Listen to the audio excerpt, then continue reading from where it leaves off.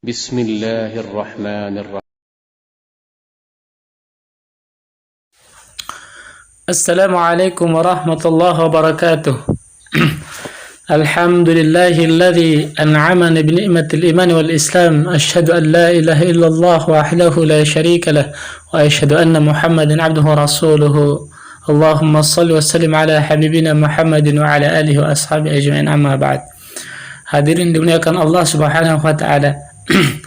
Patutlah kita bersyukur kepada Allah atas nikmat yang Allah berikan kepada kita, dan marilah kemudian kita bersalawat kepada Nabi kita Muhammad sallallahu alaihi wasallam. Allahumma shalli ala Muhammad wa ala ali Muhammad. Semoga kita dijadikan sebagai orang yang selalu dalam jalan yang lurus sebagaimana jalan yang ditempuh oleh Nabi Muhammad sallallahu alaihi wasallam. Hadirin, Allah Subhanahu wa taala telah mewajibkan kita untuk melaksanakan ibadah salat, dan ini dianggap sebagai hal yang paling penting dan utama. Gitu. Untuk memberi semangat kepada kita, Allah Subhanahu wa taala memberikan ganjaran-ganjaran tertentu tentang keuntungan-keuntungan yang insya Allah akan kita dapatkan dari ibadah yang akan kita lakukan. Bahkan Nabi sallallahu alaihi wasallam menyebutkan, khususnya terkait dengan persoalan salat ini, mengenai pentingnya sholat berjamaah di masjid. Nah, walaupun sholat sendirian pun juga sah, tapi yang diinginkan oleh Nabi sallallahu alaihi wasallam adalah kita bisa sholat di masjid secara berjamaah, secara bersama-sama. Nabi sallallahu alaihi wasallam bersabda, "Sholatul jama'ati afdalu sholatul fardhi bi 27 darajah." Salat berjamaah di masjid lebih utama, kita mendapatkan 27 derajat dibanding kita salat sendirian di rumah. Hadis riwayat Bukhari nomor 609. Anggaplah misalnya ada orang yang kemudian memberikan kita 1 juta uang jika kita salat di rumah. Lalu kemudian kita diberikan uang 27 juta dengan syarat kita harus pergi ke masjid untuk salat berjamaah. Pertanyaannya, hal apakah kira-kira yang pertama kali kita pikirkan, kita lakukan? Berangkat ke masjid. Tentu jelas kita akan dapatkan 27 derajat. 27 juta misalnya. Namun kira-kira kita akan berangkat segera ke masjid, atau memang kita harus bersantai-santai dulu menunggu sampai kemudian iqamat dikumandangkan, sebagaimana kebiasaan sebagian kaum muslimin? Wallahu a'lam bishawab. Ini baru permisalan dunia, belum ganjaran akhirat yang tentunya jauh lebih besar daripada itu semua. Sedangkan Allah Subhanahu wa taala telah memperingatkan kepada kita tentang apa yang akan kita bawa di hari akhir, pada hari esok nanti. Ya ayyuhalladzina amanu, wahai orang-orang yang beriman, ittaqullah, bertakwalah kepada Allah, wal tanzur nafsum ma qaddamat lighad, dan hendaklah setiap diri merenungkan apa yang telah diperbuatnya untuk hari esok, yaitu hari akhir.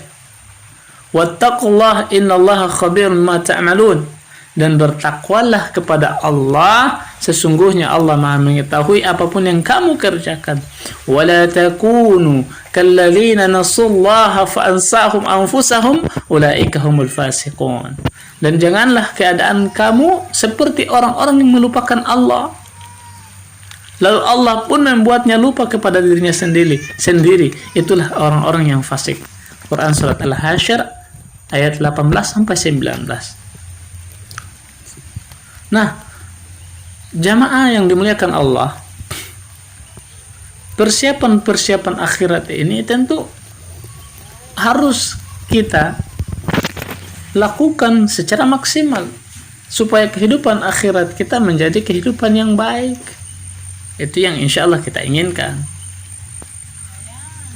Dan kita harus mempersiapkan bekal yang banyak. Nah, harapannya kita sholat berjamaah itu supaya kita bisa menyiapkan bekal kita untuk akhirat kita banyak, tidak sedikit. Karena kekhawatiran jangan sampai dosa kita lebih banyak daripada kebaikan kita. Nah, tentang sholat berjamaah ini, Nabi SAW ini lebih mengutamakan itu. Bahkan dikisahkan sampai-sampai Nabi SAW ketika beliau mendengarkan azan dikumandangkan, padahal beliau saat itu sedang bekerja membantu istrinya. Tapi ketika beliau mendengarkan azan, beliau langsung bergegas jalan menuju masjid. Hal ini diriwayatkan oleh Aisyah radhiyallahu anha tentang beliau, kana yakunu fi mihnati ahlihi fa idza sami'a al-adzan kharaja. Adalah Nabi sallallahu alaihi wasallam, kata Aisyah, biasa membantu pekerjaan istrinya. Jadi Rasul itu luar biasa, Masya Allah. Pekerjaan istri beliau bantu semua. Tapi ketika beliau mendengar azan, beliau segera keluar untuk pergi menuju masjid. Hadits riwayat Bukhari. Kesibukan Nabi SAW membantu pekerjaan istri beliau, tetapi ketika azan dikumandangkan, langsung beliau bergegas menuju masjid. Karena tadi keutamaan salat tepat waktu itu paling penting untuk mendapatkan salat berjamaah. Ini sesuai dengan perintah Rasulullah. Salah satu di antara keutamaan amal atau amal yang paling utama adalah as-salatu ala waqtiha, salat tepat pada waktunya. Gitu. Bahkan tujuan kita salat tepat waktu, setelah azan dikumandangkan langsung kita bergegas menuju masjid supaya kita mendapatkan shaf pertama. Karena luar biasa keuntungannya itu. Nabi sallallahu alaihi wasallam katakan dari Abu Hurairah radhiyallahu anhu, "Lau ya'lamun nas ma fin nida'i." Seandainya manusia mengetahui apa yang ada, yaitu keutamaan dalam seruan adzan, was-shafil awal, kemudian mengetahui shaf pertama, thumma lam yajidu illa ayastahimu alaihi lastahamu. Lalu mereka tidak bisa mendapatkan shaf pertama kecuali dengan undian, sungguh mereka akan melakukan undian untuk mendapatkannya. Hadis riwayat Bukhari. Mereka akan berundi, berapapun mereka bayar, berapapun mereka harus mengeluarkan biaya, kalau mereka tahu keuntungan yang didapatkan dari panggilan azan, seruan azan untuk menuju masjid, kemudian berada di shaf pertama, berapapun harga yang mereka bayar, mereka akan bayar. Sebab keuntungannya itu paling besar sekali. Bayangkan kita saja mengikuti lomba hanya dengan ganjaran 1 juta, 2 juta, kita begitu bersemangat sampai-sampai kita takut ketinggalan. Sampai-sampai kita takut ketinggalan, takut terlewatkan.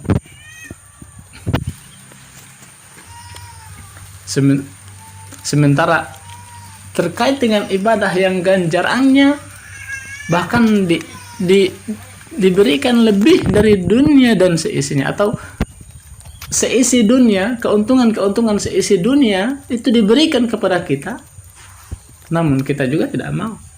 Ini luar biasa. Jadi insya Allah kita akan dapatkan itu semua kalau kita kemudian semangat untuk bergegas ke masjid ketika mendengarkan seruan adzan.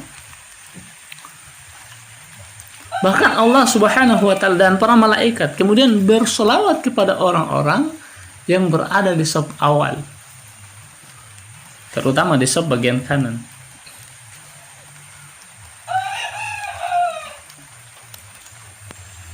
Al-Barra bin Azib bahwa Nabi sallallahu alaihi wasallam pernah bersabda, "Inna Allaha wa malaikatahu yusalluna 'ala as-saffil muqaddam."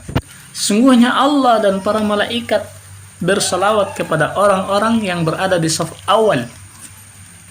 Wal muadzin yaghfir lahu mada sautuhu wa yasudduquhu min sam'ihi min ratbi wa yabisin wa lahu mithlu ajri man shalla ma'ah. Dan muadzin itu akan diampuni dosanya sepanjang radius suaranya. Masya Allah, itu keutamaan orang yang azan itu luar biasa.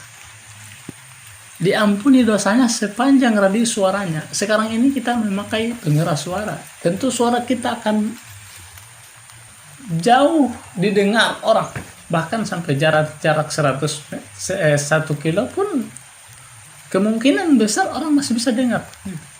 Dosa-dosa kita diampuni oleh Allah dengan jarak suara kita sampai di mana dia didengar oleh orang, atau sampai di mana radius suara kita itu sampai. Masya Allah, luar biasa. Allah sudah memberikan, Allah sudah bersalawat kepada kita. Tentu kalau malaikat bersalawat, malaikat mendoakan kebaikan kepada kita.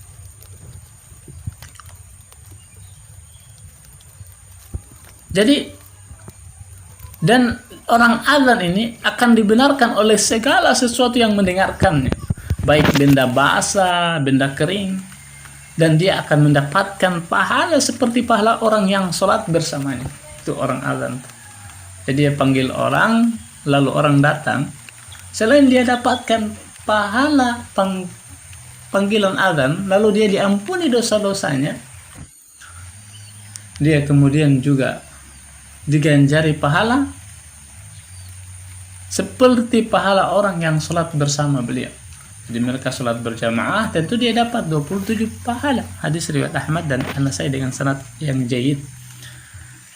Bahkan dalam hadis lain, Nu'man bin Bashir radhiyallahu anhu, beliau berkata, aku mendengar Rasulullah sallallahu alaihi wasallam katanya bersabda, Inna Allah wa malaikatahu yusalluna 'ala as-saffil awwal au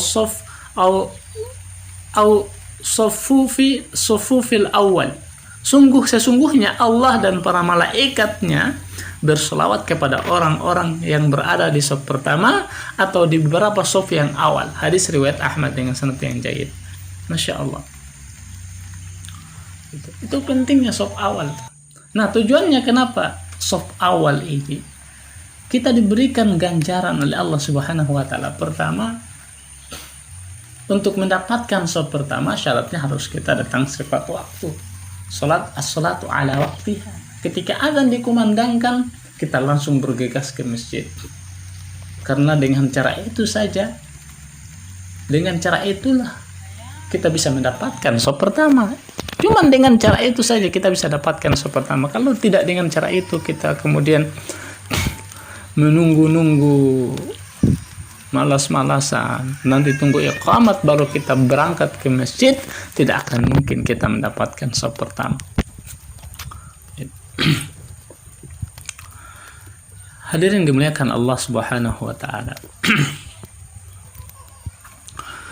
Namun ternyata hal ini juga bukan hal yang mudah. Butuh kebiasaan, butuh latihan, butuh perjuangan untuk mendapatkan kebaikan, hasil yang baik. Mendapatkan hasil yang baik dengan cara yang baik, dengan cara yang tepat, itu luar biasa perjuangan.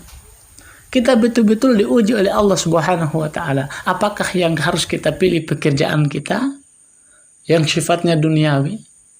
Bahkan orang lebih banyak mengerjakan hal-hal yang tidak bermanfaat, nonton, main game, main kartu,